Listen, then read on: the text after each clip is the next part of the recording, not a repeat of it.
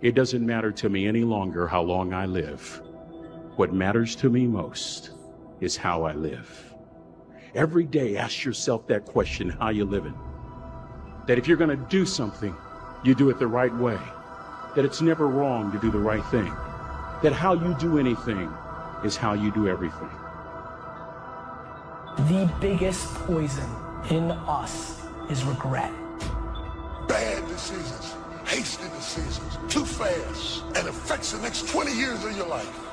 Because you made the wrong decision. What makes us make these fast decisions? Fear? Let the fear of regret fuel you to take action today, now.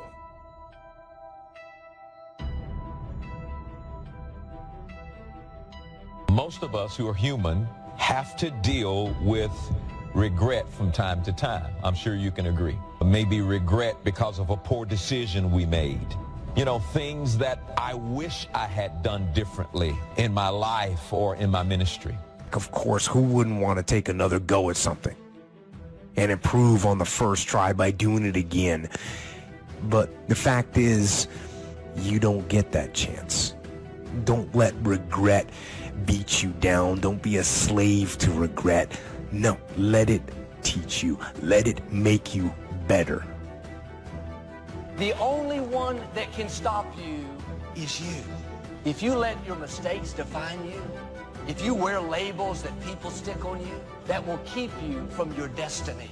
And when someone keeps bringing up your past mistakes, trying to get you to live condemned, you can't stop them from putting labels on you, but you can take them right off. My past is over. My mistakes are behind me. My failures are in my yesterday. And you know what? I'm not bringing them into today. Leave the past and move forward. You're going to have to put that where it belongs. You know, we all have a past, but we don't need to live there anymore. If you ask people what they regret, especially as they get older, what they generally report is things not done. So they don't regret so much mistakes they've made, although of course people obviously regret mistakes they've made as well. So they don't exactly regret sins of commission, right? Errors that they've actively made. They torment themselves for opportunities that had presented themselves that they did not, let's say, exploit or engage in. The regret we feel for things that we've done, though intense, only lasts a short period of time. But the regret that we feel for things that we missed out on, that can extend throughout a lifetime. Because most of us are scared, and we choose to lead an easy life. We choose to take the safe path. And by doing so, we start to rack up those regrets. But there is a solution. You have to be willing to be bold. Bad decisions, hasty decisions, too fast, and affects the next 20 years of your life. Because you made the wrong decision. If you'd have just waited, got all your information together, settled yourself, you'd have been better. What makes us make these fast decisions? Fear? It takes discipline to face your fears so you can conquer them. And that's what discipline is. Discipline means taking the hard road, the uphill road, to do what's right. And regret, in and of itself, it's worthless. So, learn and move on. Goals are major to a genuinely success-oriented person. Without them, you're just playing around. The difference between a goal-directed individual and someone without goals is like the difference between a Wimbledon champion and a kid batting a tennis ball around on a court with no net. No opponent to bring out the best in him, and no way of keeping score. Despite everything that's been written about the importance of goal setting, very few people actually put it into practice.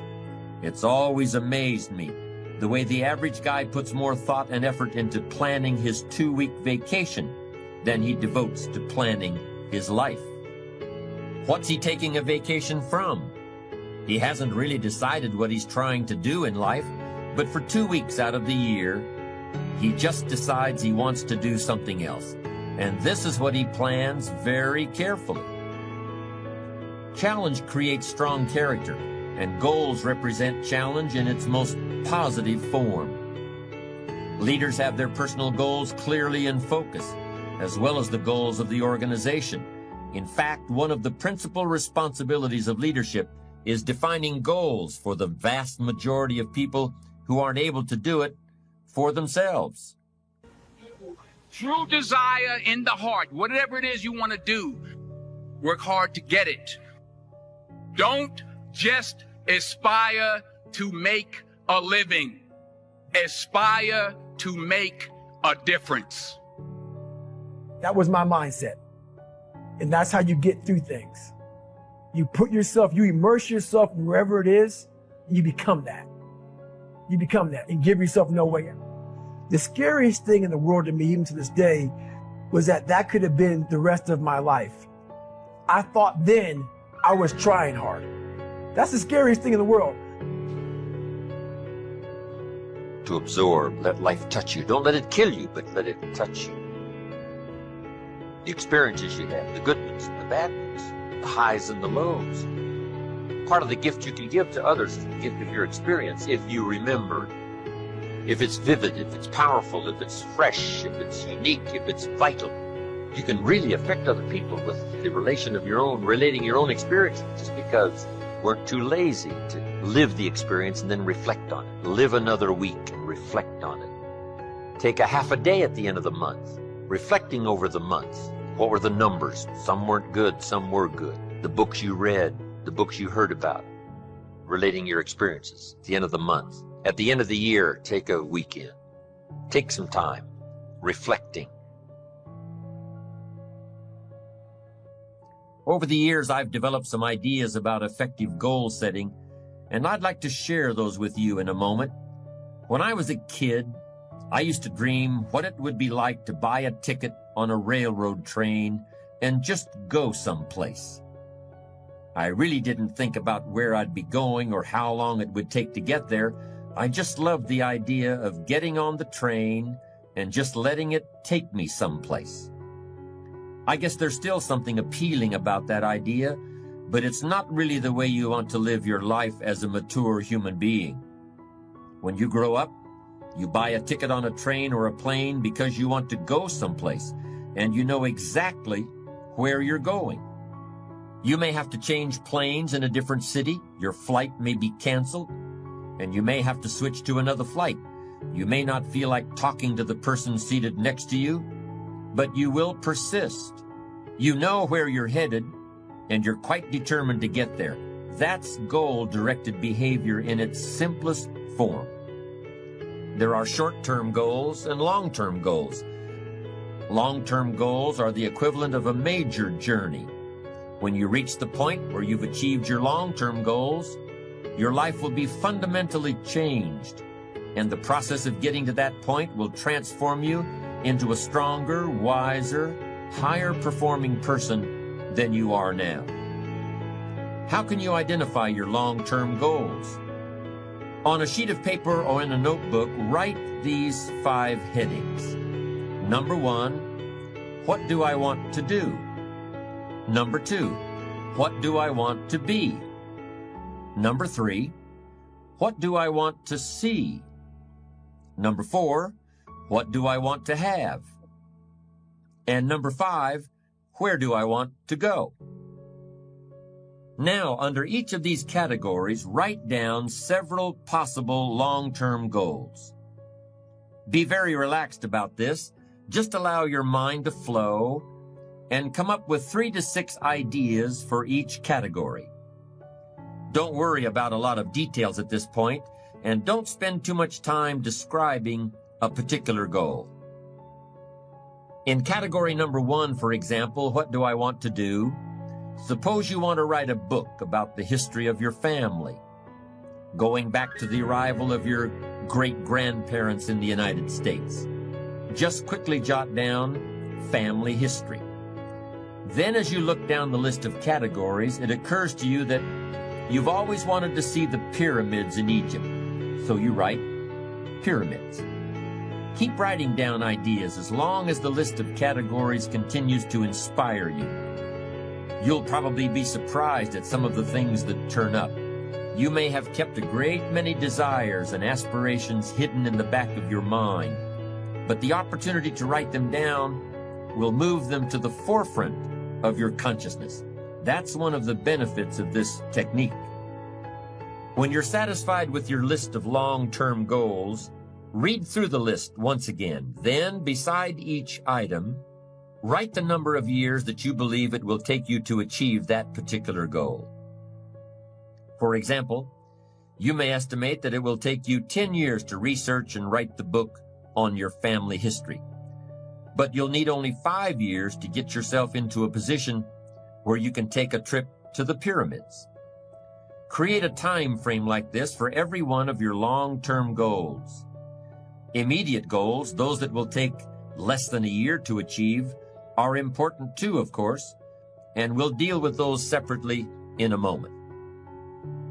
When you're finished entering your time frames, there should be a fairly balanced distribution of all your goals. If there are many 1- and 3-year objectives, but only a few in the 10-year category, maybe you need to think more about what you really want your life to add up to. What kind of life you really want to build over the long run. But if there's a preponderance of 10-year goals, and relatively few of the shorter-term variety, this may be an indication that you're putting things off, that you're focused too much on where you'll be at the end of the day and not enough on what you can accomplish right now. Keep working on your list, adding and subtracting goals with various time frames until you've created a more or less even distribution. Be the best. Lifelong personal development and the commitment to personal excellence requires tremendous dedication, discipline, and willpower. It is often the case that we know what we need to do, but we lack the courage to take the risks that accompany trying anything new. Instead, we make excuses for inaction. The great thing about excuses is that no matter what happens, excuses are always there waiting to be used. Anybody can have an excuse for absolutely anything, but the downside of excuses is that nobody really believes them.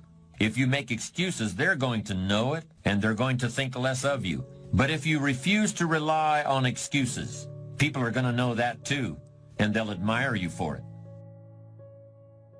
You need large amounts of self-discipline to deal courageously with all the fear-inducing events of your life. Courage is rightly considered the foremost of the virtues, for upon it all others depend. Often, fear is necessary to preserve life, prevent injury, and guard against financial mistakes.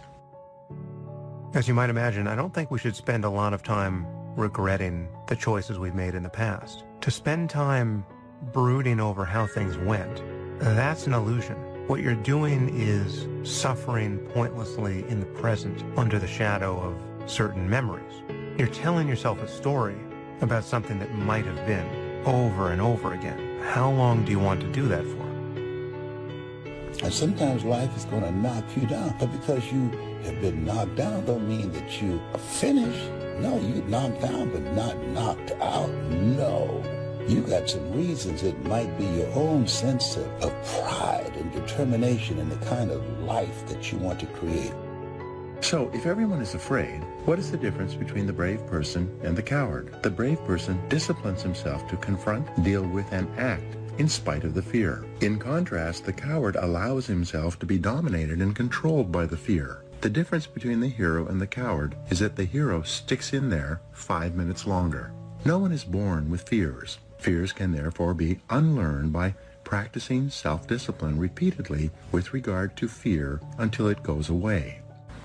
The most common fears that we experience, which often sabotage all hopes for success, are the fears of failure, poverty, and loss of money. These fears cause people to avoid risk of any kind and to reject opportunity when it's presented to them.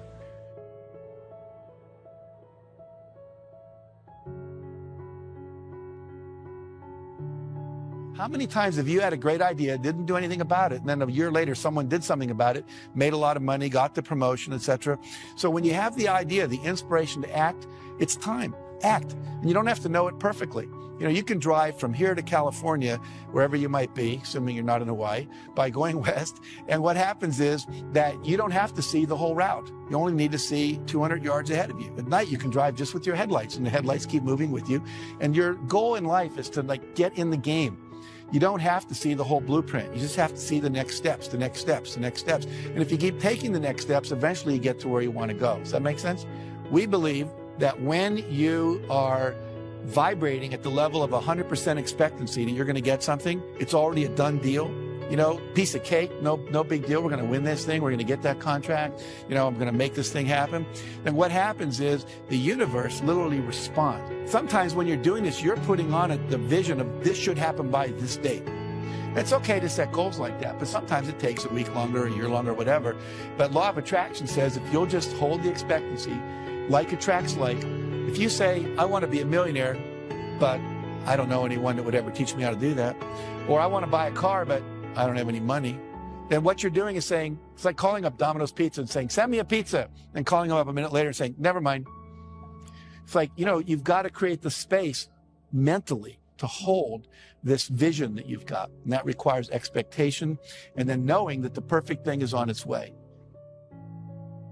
You should always make decisions with your heart and soul. You can use your brain for math. You can use your brain to look at the fine print in a contract. But when it comes to the actual feel of the decision, you always want to go inward and check it against your heart and soul. Here's the simple test. Does the decision that you're about to make expand you, expand your future, or expand the possibilities of your life? If the answer is yes, then the decision is yes, no matter how terrifying it is.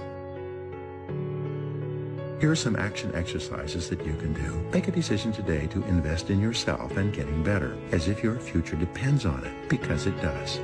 Identify the most important skills you have that determine the quality and quantity of results you get at your work, and make a plan to get better in each one.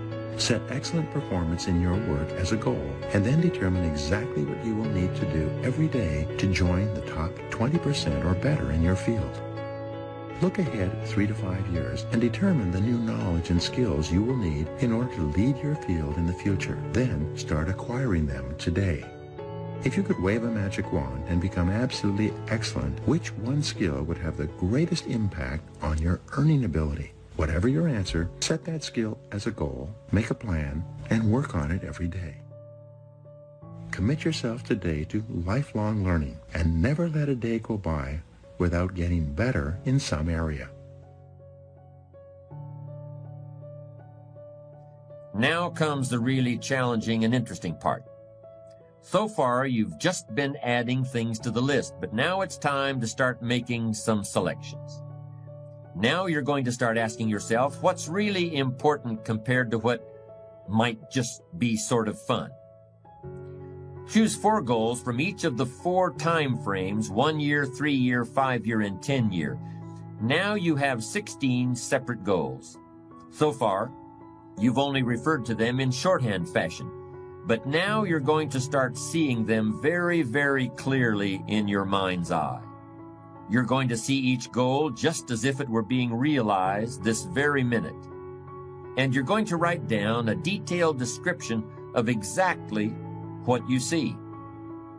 Do you intend to open a handmade furniture store in 3 years? What will the store look like from the street out front? Will there be gold leaf lettering on the windows? Or will there be a sign hanging over the door instead? How many square feet will the store contain? Will there be a showroom area for the furniture in front and a workspace in back? Or will the furniture be built at a different location? Do you intend to have any employees, or will you run the business entirely by yourself? Think of all the questions that need to be answered in order to see your goal with absolute clarity. Review what you've written at times, and keep track of your progress toward these objectives. Above all, persevere. Goal setting is a very important first step, but goal achievement is a continuous, lifelong process. That's what makes it so challenging. That's also why it's so extremely rewarding to finally attain your long-term goals. With regard to immediate goals, those that require anywhere from a day to a year to achieve, I recommend creating lots of objectives that can be accomplished in a month or less. Write them down. Read what you've written at frequent intervals. Keep track of your progress. And do something often that brings you closer to realizing these very short-term objectives. That way, you'll always have something to celebrate. These goals are not only important in their own right, they're also confidence builders and motivators toward a lifestyle based on perseverance and achievement.